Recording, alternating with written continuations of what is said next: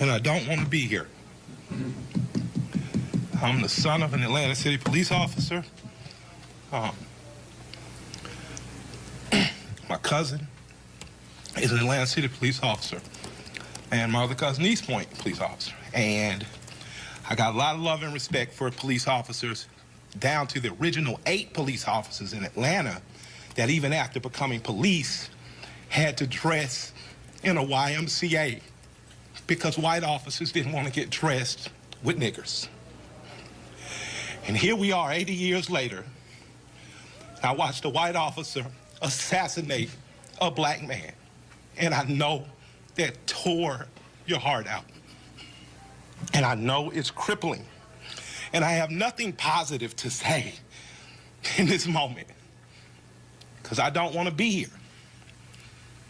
But I'm responsible to be here because it wasn't just Dr. King and people dressed nicely who marched and protested to progress this city and so many other cities. It was people like my grandmother, people like my aunts and uncles who were members of SCLC and NAACP, and in particular, Reverend James Orange, Mrs. Alice Johnson, and Reverend Love, who we just lost last year.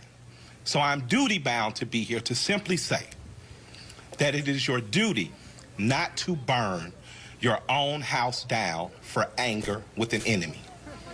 It is your duty to fortify your own house so that you may be a house of refuge in times of organization. And now is the time to plot, plan, strategize, organize, and mobilize.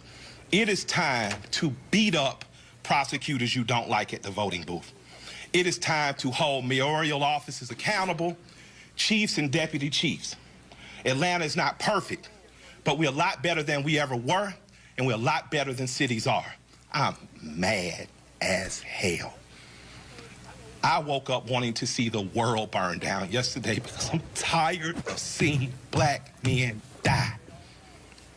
He casually put his knee on a human being's neck for 9 minutes as he died like a zebra in the clutch of a lion's jaw.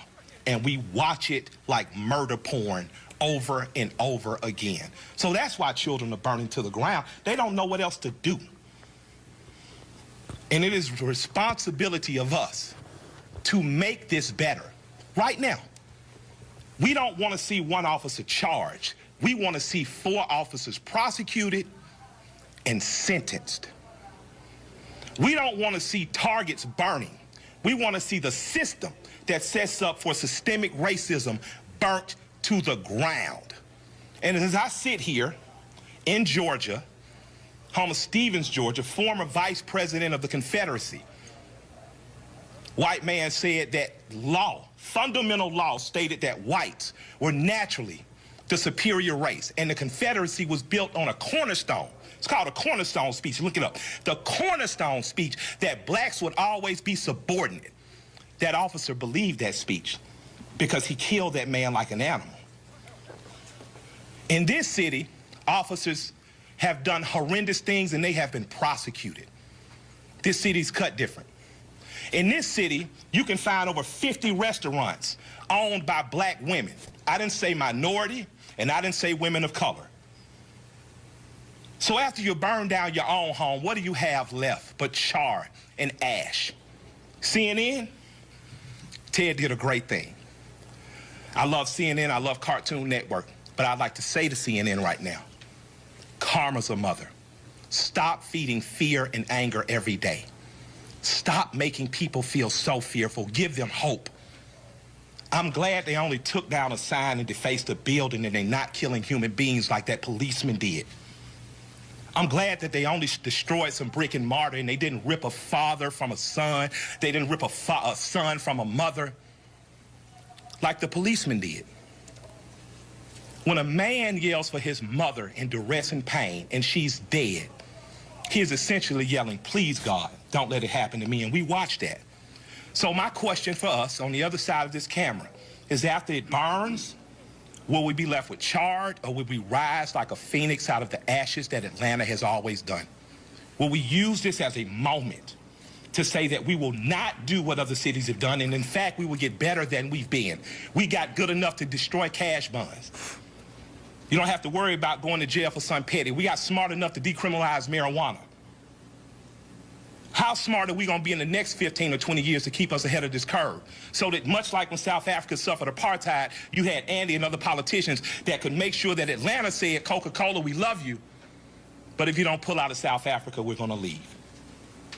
We're not going to drink Coca-Cola anymore. Coca-Cola jumped on their side and apartheid ended. So we have an opportunity now. Because I'm mad, I don't have any good advice.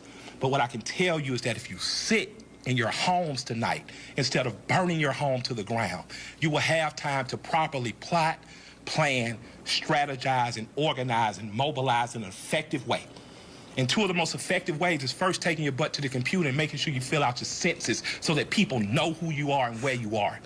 The next thing is making sure you exercise your political bully power and going to local elections and beating up the politicians that you don't like. You got a prosecutor sent your partner to jail and you know it was bullshit, put a new prosecutor in there. Now's your election to do it. You want a different senator that's more progressive, that promotes marijuana through, now is the time to do that. But it is not time to burn down your own home. I love and I respect you. I hate I don't have more to say.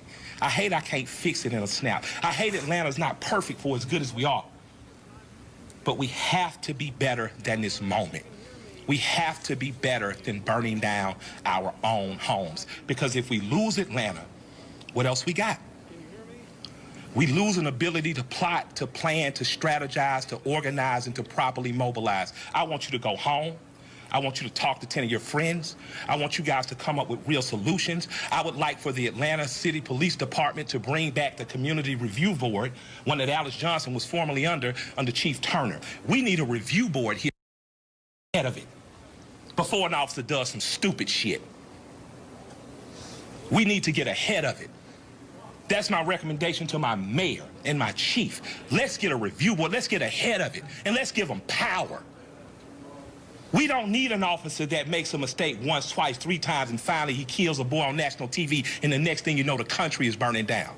We don't need a dumbass president repeating what segregationists said. When you start looting, we start shooting.